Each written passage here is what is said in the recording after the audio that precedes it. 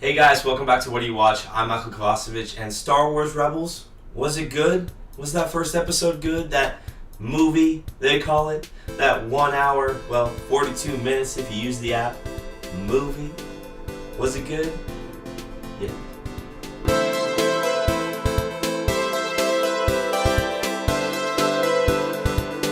So instead of doing a regular review, I thought I'd give you guys my top 5 fanboy Easter egg moments throughout the episode. There were quite a few of them. Most of them have to do with the original series, so it got me pretty excited. First up is the only moment on my list that did not reference episodes 4, 5, and 6, although it does sort of. It was James Arnold Taylor's cameo as Obi-Wan, which was really good. He's the same guy that did it in the Clone Wars, which I really enjoyed, all 6 seasons. I binge watched them in about a month. I don't have a life. It really just works well to connect the gap between episode 3 and Rebels. There's not too much of a gap, but it kind of connects the two to keep that storyline continuous. The second cameo was the Jedi Holocron, which actually had Obi-Wan's hologram inside it, so they're kind of connected there. It got me pretty excited because you don't really see Jedi Holocrons that often. They're mentioned a little bit in Clone Wars, they're kind of hinted at in the original series, but it's mostly something you got from Extended Universe. It's used a lot in video games, mentioned a lot because it's a really useful tool to give players information in video games, to have a holocron pop up and, pop open and tell you guys some shit. So I really liked that they used that in this episode, and that was a pivotal piece of this episode. It was almost a MacGuffin for part of the episode. Now we're getting into the fun stuff. Number 3. Now I know this isn't exactly connected, but in the very beginning they send this one guy off. They're going to send him off to a detention block, a cell block if you will, and the guy on the comm says, send him over to cell block AA-33. Now, in episode 4, Princess Leia is being detained in detention block AA-23.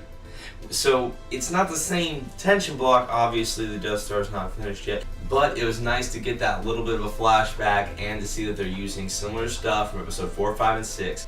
And this whole 1 hour movie thing has alluded so much to 4, 5, and 6 and so little to 1, 2, and 3 that it gets me really happy that they're kind of starting to fade away from some of the mistakes Lucas made in the past. Which brings me to number 4, Tarkin Town. Now, I know Grand Moff Tarkin, he was an admiral, I think he was a commander first and then an admiral, I don't know.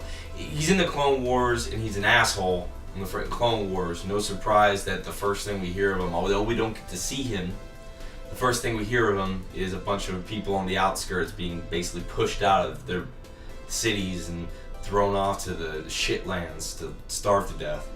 Not surprising. Grand Moff Tarkin, asshole. And number 5, the main one I wanted to talk about, the one that got me really excited, the one that got me almost like, are we going to see Han Solo and Chewbacca real quick? I'm like, I think that'd be a little too early, especially because they're going to do a Han Solo movie. But Spice Mines of Kessel, where they were keeping the Wookiees. That is the major plot point of this entire episode thing, and it is what brings Han and Chewie together. Why does the Millennium Falcon have to make the Kessel Run faster than any other ship? Because he has to make the Kessel Run to get past, in and out of Kessel, to smuggle Chewbacca, and probably just Chewbacca. To be honest, I didn't really read that book, I just know it from the internet. But to get Chewbacca out of there and become buddies, man. Okay? It's in this episode, man. They go to Kessel, they save some Wookiees. Obviously, after they went and saved some Wookiees, they upped the security in Kessel, which caused Han Solo to have to win the Millennium Falcon off Lando Calrissian and then use it to make the Kessel Run in less than 12 parsecs so that he could get Chewbacca out of there and become best buddies for life. This concludes this week's review of Star Wars Rebels. Tune in next week when we're going to go over Droids in Distress, which is episode 2, and we get to see C-3PO and R2-D2, so tons of more cameos. And I'm probably just going to keep doing this because the reviews are kind of boring. This is a kid's show. But I'm just going to do these top 5s, because why not, motherfucker? What's the problem?